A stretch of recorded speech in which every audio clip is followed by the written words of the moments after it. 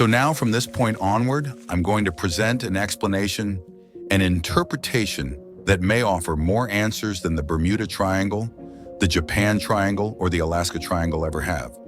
And the first clue to this explanation comes from the conversation of two pilots who went missing in the Bermuda and Japan Triangles. This conversation occurred right before their aircraft disappeared, and fortunately, the recordings still exist. The first clue is found in the transcript of Wing Commander Shiro Kawamoto, the pilot who disappeared in the Japan Triangle. That transcript was documented by Herbie Brennan and David White in their book, Seriously Weird True Stories, published by Hippo Publishers in London in 1997. In this book, the final communication of the Japan Triangle pilot is recorded. His last words were, "Something is happening in the sky. The sky is opening." The second clue comes from the transcript of Lieutenant Charles C. Taylor, the flight leader of Flight 19, which vanished in the Bermuda Triangle. This transcript was published in 1962 by the Legion magazine in the United States. One of his final sentences was, "We are entering white waters. We don't know where we are. The sky is green. No, white. No, green. Nothing feels right." The third clue is found in the incidents in Germany and Switzerland, where the residents of Nuremberg and Basel claim to have seen strange creatures fighting in the sky. And at the beginning of their reports, they noted something unusual. They saw half rings on the right and left of the sun, and a solar eclipse was in effect. After listening to the final messages of the two missing pilots, it becomes clear that two of their last and most unusual observations were about the sky. Perhaps the most important point is that right before they vanished, they reported, "The sky is changing." From the German and Swiss incidents too, we get a clue that relates to the sky and the sun. During a specific condition of the sun, black and red spheres were seen fighting in the sky for a whole hour and then suddenly disappeared. It's important to note that these witnesses saw the event toward the sun and during a solar eclipse. In another instance, semicircles were seen around the sun. A very important clue also comes from the Flight 19 case in the Bermuda Triangle. This group of 5 planes took off in broad daylight. The sun was visible.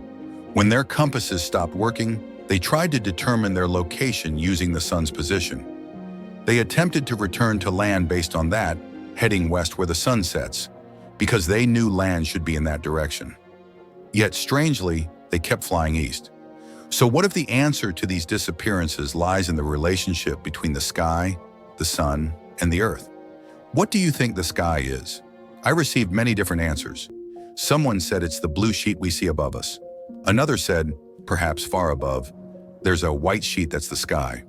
But the truth is, the blue, white, and red colors we see in the sky come from the gases in our atmosphere. These gases scatter the sunlight made of 7 colors in different ways, which makes the sky appear blue, red, or white. These are just atmospheric effects. The technical definition of sky is a vast expansion. It's a spread that starts just above our heads and stretches out for trillions and trillions of miles. That's why we say rain comes from the sky. That's why we say clouds are in the sky. That's why we say the sun, moon, and stars are in the sky. The sky is an enormous expanse, starting from above our heads and spreading to unmeasurable distances. In every culture and every field of study, the technical definition of the sky remains the same, and all cultures and sciences speak of certain places, energies, pathways, gateways, materials, and things in the sky that cannot be seen by the human eye. Why can't the human eye see them? Because the human eye has a very limited range. In fact, so limited that if we place 200,000 different things from the universe in front of us, do you know how many we'd be able to see? Only 7. Out of 200,000, we'd only see 7. Realizing this makes us feel incredibly limited. How much is hidden from our vision? What don't we know about the universe? So many things remain invisible to our eyes no matter how hard we try. At this point, let me introduce you to a 19th century British biologist named Ivan T. Sanderson. Ivan's life was full of extraordinary adventures, things that don't happen to the average person. For example, his father was killed by a rhino during a documentary shoot in Kenya.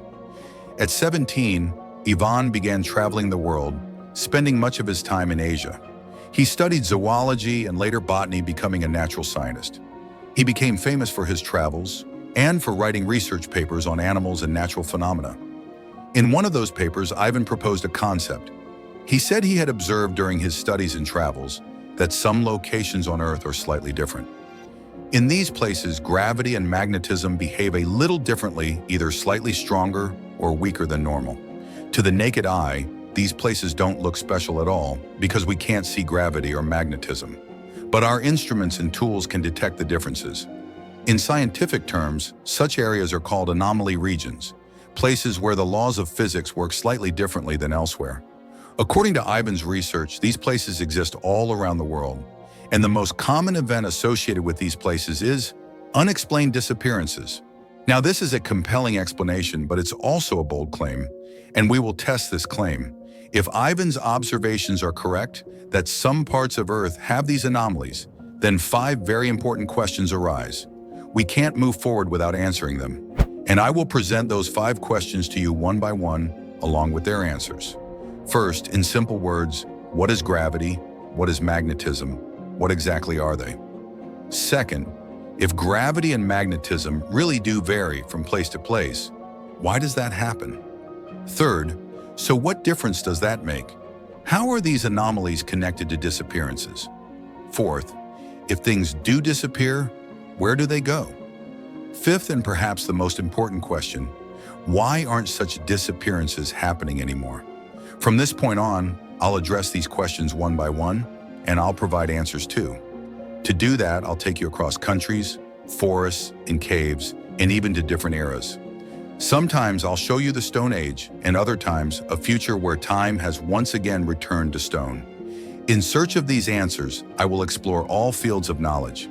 And until we find a satisfying answer, I will look across all areas of study, whether science or history, archaeology or ancient religious beliefs.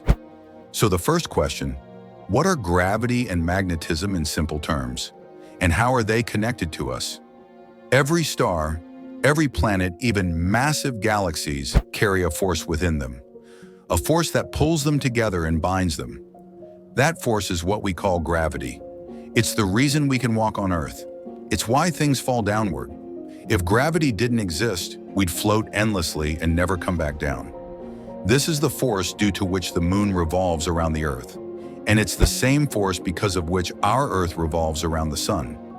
If gravity were disturbed, the entire system of Earth as we know it would also be disturbed. If gravity disappeared right now, the first thing that would happen is our atmosphere would scatter, and soon after, life on Earth would end. But don't worry too much, Earth's gravity is strong. In fact, it's so strong that its effects can be felt up to 1.5 million kilometers into space. Anything within this 1.5 million kilometer range will slowly be pulled toward Earth, and anything beyond that range will slowly drift away from us and eventually disappear into outer space forever. Now let's talk about magnetism. What is magnetism in simple words? Let me ask you a question. Suppose you started digging into the Earth. What do you think you'd find? We've all thought since childhood, if we keep digging, maybe we'll come out on the other side of the planet. But that's not true. The truth might shock you. The deepest man has ever dug is about 12 kilometers, and it took 20 years. But honestly, that was just scratching the surface. The Earth's layers go far deeper. During that digging, what was found were rocks, stones, and different types of metals, things we see in daily life, like iron, coal, copper, etc. Up to 100 kilometers beneath Earth, you'll find rocks, stones, and metals. But beyond 100 kilometers lies a hellish layer, molten, boiling, searing iron that continues for another 3,000 kilometers. But one important thing about these hellish depths is that the molten iron inside is constantly rotating. And due to this rotation, Earth essentially becomes a giant magnet. Just like a huge magnet, it creates a protective shell, a magnetic field. This magnetic field protects our planet from the sun's harmful rays. This is the same magnetic field humans have used for centuries. For the last 900 years, we've used compasses, which rely on this field. As you know, compass needles point north due to the magnetic field, helping us find direction. This same field helps about 2,000 bird species migrate each year from colder to warmer regions. It helps wild animals navigate the largest migration on Earth, the Great Migration in Africa. Every year, 1.7 million wildebeests and 300,000 zebras migrate from Tanzania's Serengeti Plains to Kenya's Masai Mara Plains. If this magnetic field were to get disturbed, the Earth's entire ecosystem would collapse. We become directly exposed to all types of dangerous solar and cosmic radiation. Sometimes the sun emits huge flares, gigantic flames that can rise up to 37.5 million kilometers above the sun's surface. And when the impact of these flares reaches Earth, our magnetic field saves us from their destruction. It's a miracle of nature that, instead of disaster, this clash of solar and magnetic energy results in one of the most beautiful light shows in the sky, dark green aurora lights. But sometimes these solar flares become so powerful that they even shake our magnetic field. The last time this happened was in 1859, when a massive solar flare disturbed Earth's magnetic field. Luckily, the only damage done was global telegraph lines going down. Now let's move to the next question. Do these forces vary in different parts of the world? Are gravity and the magnetic field stronger in some places and weaker in others? And if yes, why? The explanation for gravity anomalies is easy. Some regions on Earth contain more dense materials like mountain ranges compared to flat plains or deserts. More mass means stronger gravity. That's why gravity is higher in mountainous regions. As for magnetic anomalies, sailors in Iceland were the first to notice something strange. In some areas, compass needles stopped pointing north, and sometimes even pointed 30 degrees off. Occasionally, they would start spinning wildly. This usually happens in places where the Earth contains certain metals. For example, iron. Sometimes giant iron deposits exist underground, and these disrupt magnetic waves. There's also a highly magnetic mineral found in the deep ocean called magnetite. This mineral is so magnetic that it can affect even Earth's magnetic shield.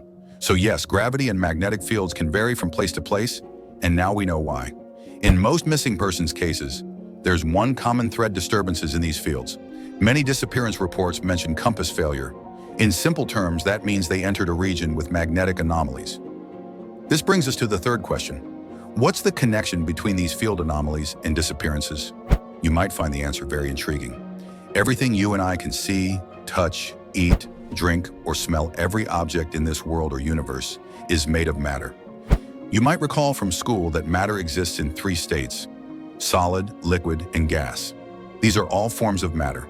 But remember, everything has an opposite, so naturally matter must also have an opposite.